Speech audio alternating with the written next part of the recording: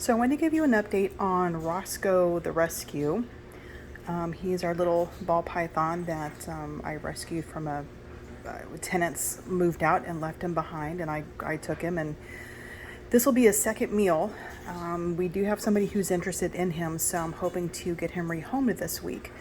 And I thought I would try to record him feeding because probably most people have never, seen it before, and doesn't know, they don't know how it works. So I thought it might be kind of interesting to show you.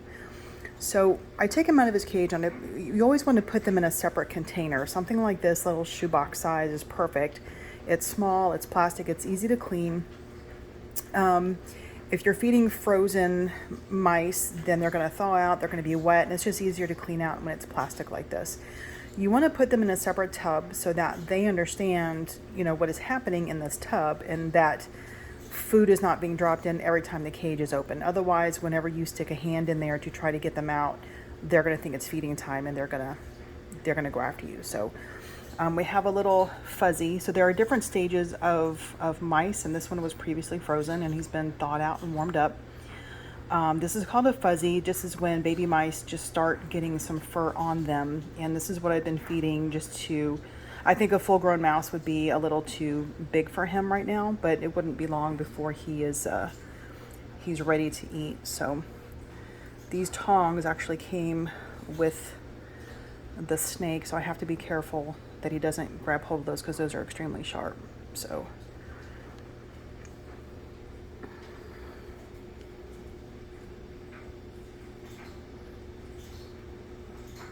it can be a little tricky with ball pythons. They have to be able to see it, smell it. They like for it to wiggle a little bit, but not a whole lot. There he goes, and he got it.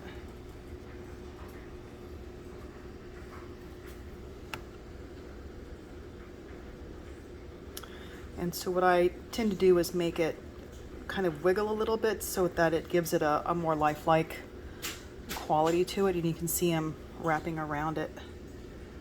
There's his head, the bottom of his head there.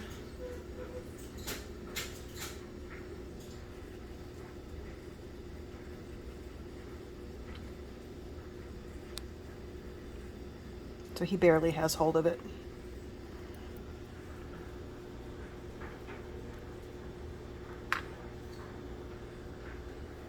I don't want to crowd him too much, but hopefully we can get a good vantage point so you can see him eating.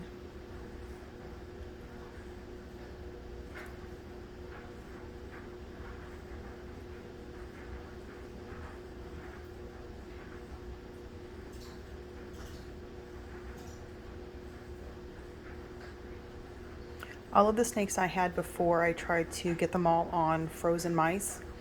It's easy to stock up on those. You can get them, 100 at a time and just keep them in the freezer and pull them out as you need them. I also had snakes that would never go to frozen. They would eat live. And so I ended up, because I had so many snakes at one point, I ended up breeding my own mice for a while.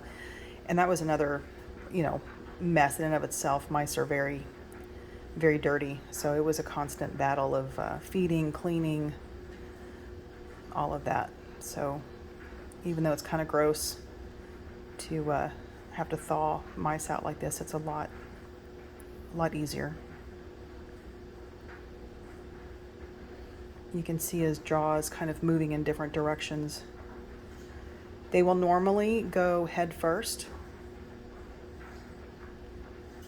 and that way it's going down with the direction of the fur.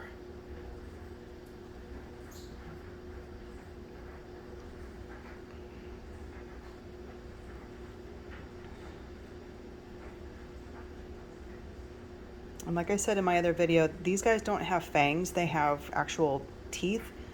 With him being so young, his teeth will be, so small and so sharp that if he were to bite, you wouldn't even realize it.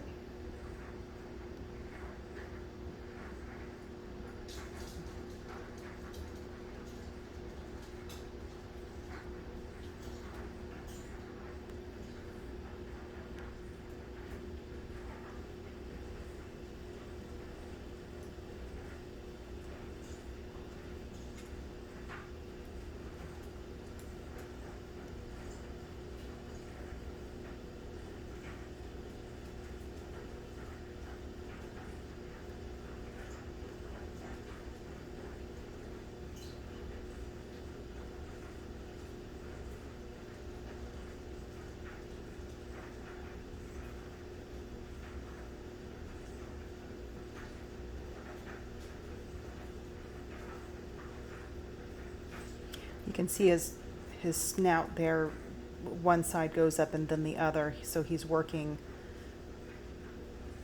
the mouse down.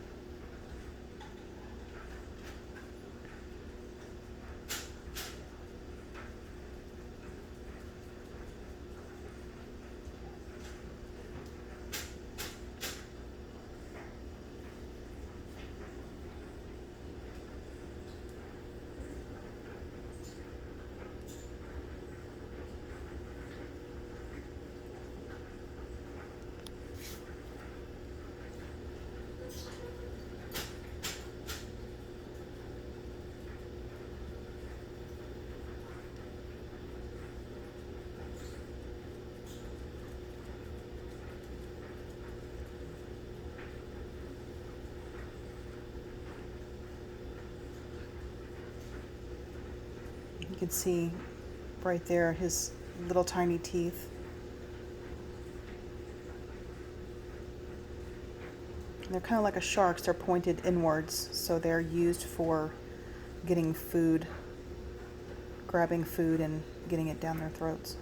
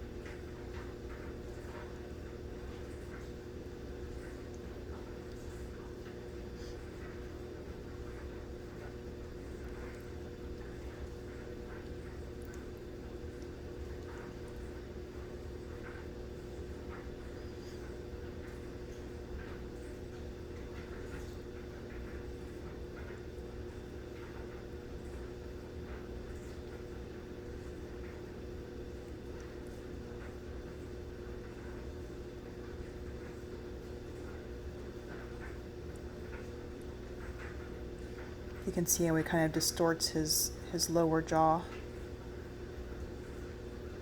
It's divided in half so it can move independently.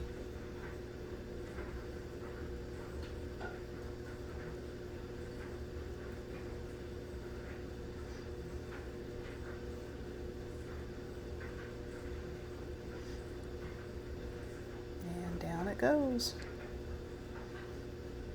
And sometimes they'll give a little yawn when they're done and get their jaws back in place.